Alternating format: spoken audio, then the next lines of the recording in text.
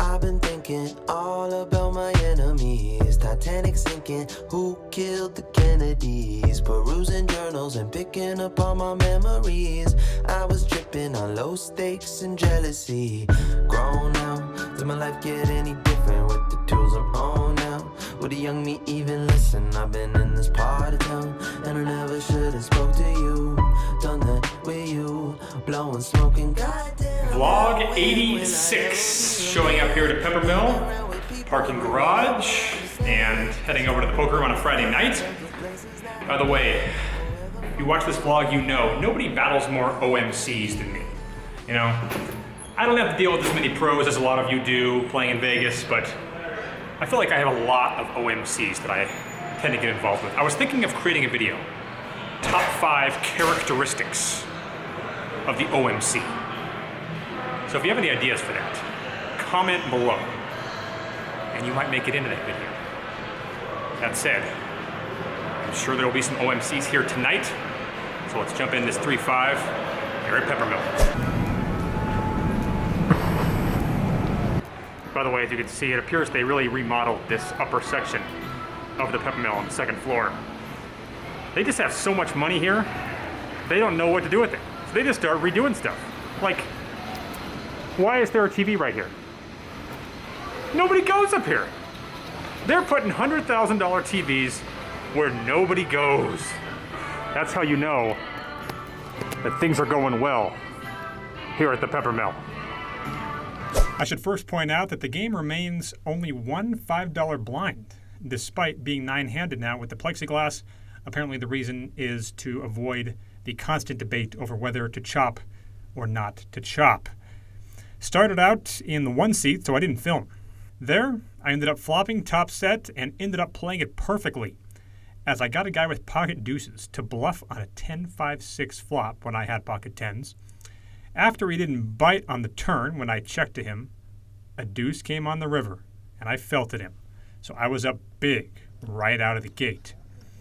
Now usually when I do this, I've been filming for a while, and I want to get something saved. So the first hand of most vlogs is usually not that interesting, and this one's no exception.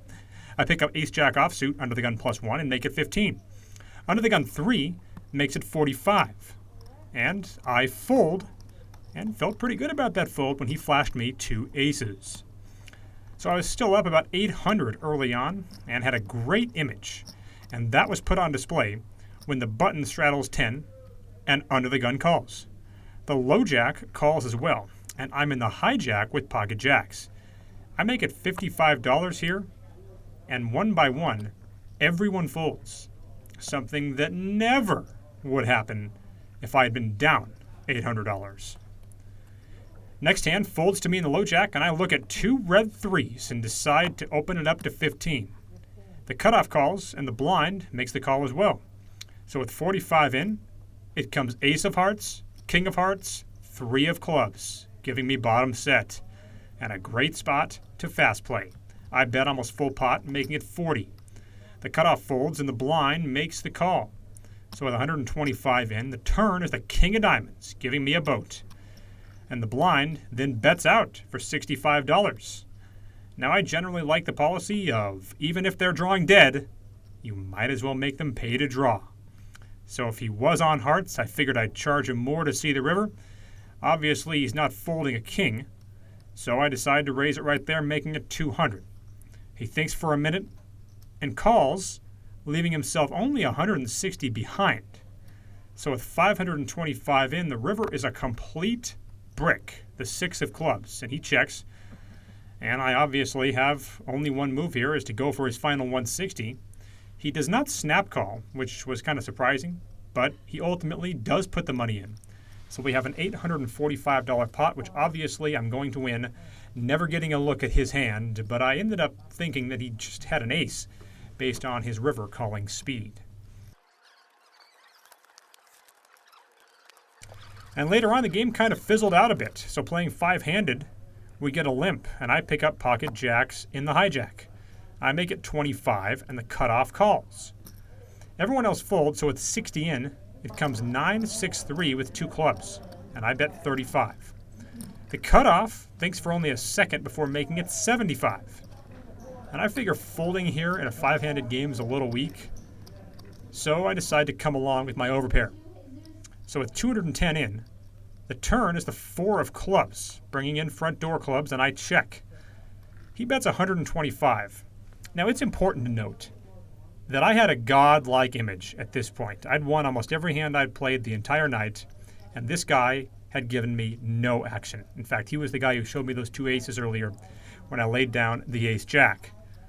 So I factored that in. I also factored in this next reason, which I admit is not sound poker strategy. But I felt like I was due to lose a hand. So despite adding backdoor clubs, and despite having an overpair in a 5-handed game in a spot like this, I still decided to give it up. I got up, racked up, and booked the win.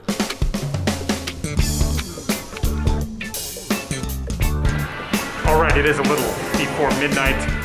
Only about a 4-hour session, but boy did I run good in it. And unfortunately, a lot of that run good came when I was stuck in the 1 seat and couldn't get proper video. I only want to video these vlogs from the 2, 3, 7, or 8 seats. It's just way better that way.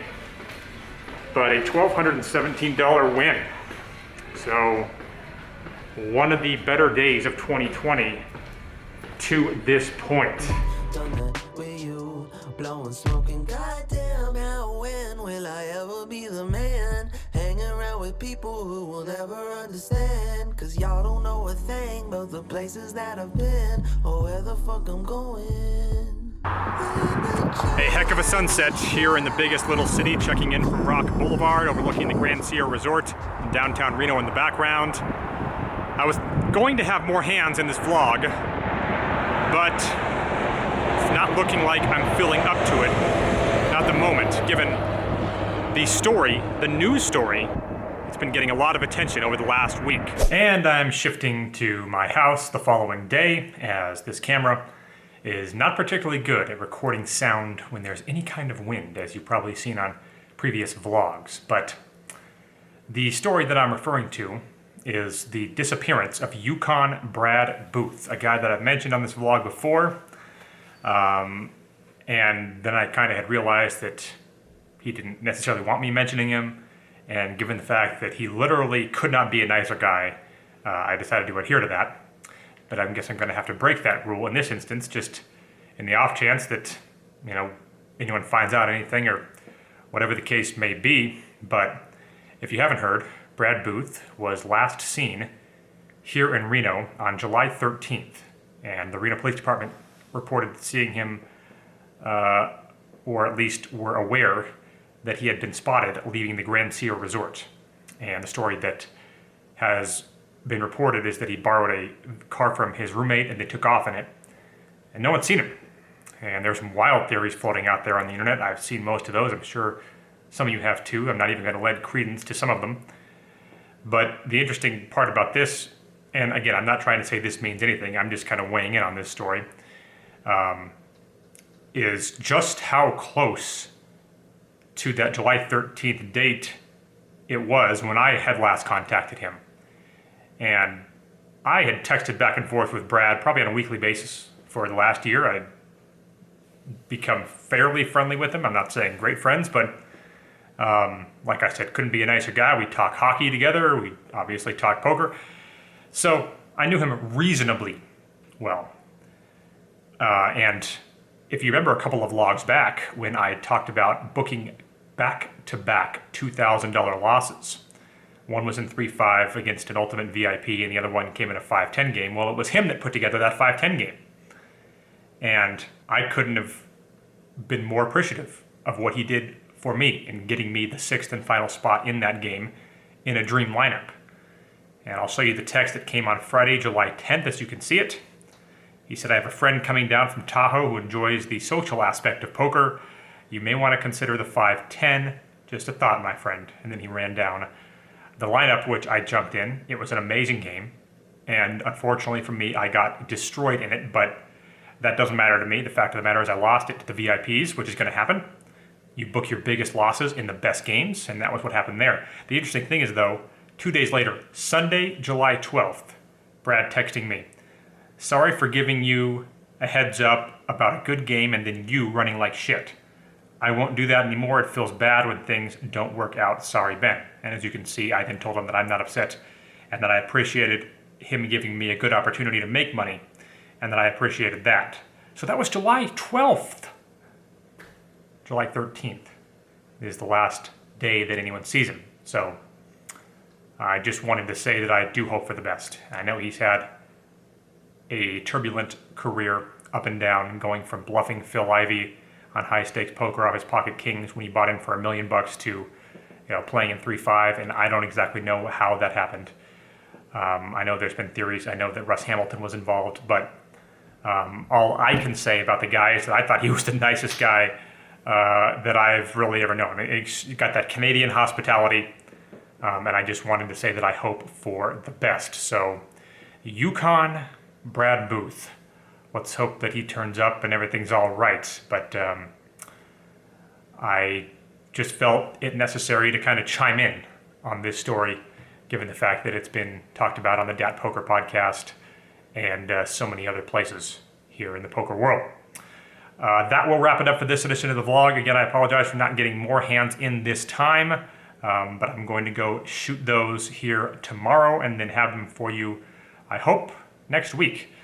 I'm also going to be heading out into the middle of the Nevada desert to go shoot video of the Vegas to Reno, which is the longest off-road race in the country. It's like 500 miles of these guys in like these Polaris off-road vehicles, and it's kind of a labor of love for them. I've just always kind of wanted to cover this story because of how well I know the drive from Vegas to Reno, and the fact that these guys do it off-roading seems kind of fun. So I'm gonna go shoot some video of that, and I'll show you some of that here on this vlog as well.